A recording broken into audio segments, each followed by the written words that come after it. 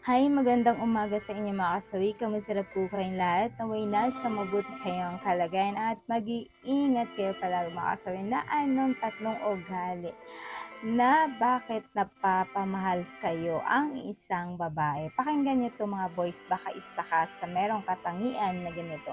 Ang una mga kasawi is mabait. Kapag ka ang isang lalaki ay mabait ito, maayos ang trato sa isang babae. Lalo kapag ka nanliligaw pa lang ang isang lalaki sa isang babae tapos nakikitaan na ng bait ng isang babae. Siyempre, sino ba ang babae na hindi nai-inlove sa isang lalaki kapag ganito yung tinatrato niya? Siyempre, para sa kanila kapag once na magkaroon na kayo ng relasyon or maging jowa mo, makatuluyan mo ito balang araw or someday, siyempre, alam niya na secured siya dahil maayos ka sa kanya at mabait ka, magiging pamilya niya mga kasawi. Ayan lang po yung ating una na ugali mga kasawi. Ang pangalawa mga kasawi is responsibilidad. Sino ba ang babae na ayaw ng ganitong katangian? Kahit sino pa, 'di ba? Gustong-gusto ng mga kababaihan na masyadong responsable ang isang lalaki kasi alam nila na kapag once na nakatuluyan nila ang isang lalaki ay talagang ayan, magiging responsable ito sa kanilang pamilya na mabubuo nila ng maayos kasi naandyan yung lalaki, hindi sila pababayaan.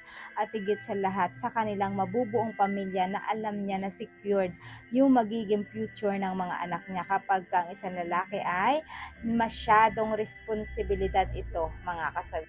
Ayan lang po yung ating pangalawa na dahilan, mga kasawi. Ang pangatlo mga kasawi is marespeto. Napaka-importante sa aming mga kababaihan na kapag ang isang lalaki marespeto ito.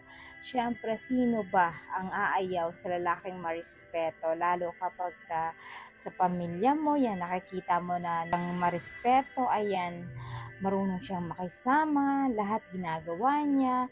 Tapos kapag nakikita mo, kapag nagbanding yung pamilya mo, nandyan siya. Tapos lahat nire-respeto niya. Napakasarap pakiramdam bilang isang babae na makatagpo ng isang lalaki na masito at talagang marespeto rin sa kanyang pamilya. Siyempre, sino bang aayaw sa lalaking marespeto, diba? Masarap ito sa pakiramdam ng isang babae kapag ganito yung ugali ng isang lalaki na maayos sa kanyang pamilya mga kasabi. Ayan lang po yung ating pangatlo na dahilan. Pero hindi mawawala yung advice sa topic na ito. Laging tatandaan sa mga kababaihan. Kailangan talaga na mas mapili tayo at hindi basta-basta na nagdidesisyon sa ganitong usapin mga kasawi. Siyempre, lalo kapag in the future mo nang pinag-uusapan, kailangan nagiging matalino tayo, hindi tayo basta-basta naluloko ng isang lalaki at higit sa lahat, yung bang alamin natin kung ano ang family background nila at lalong-lalo na siya mga kasawi. Ayan lang po mga kasawi yung aking advice. Maraming salamat po sa patuloy na pagsuporta niyo sa akin, sa walang sawang pag-share at pag-comment.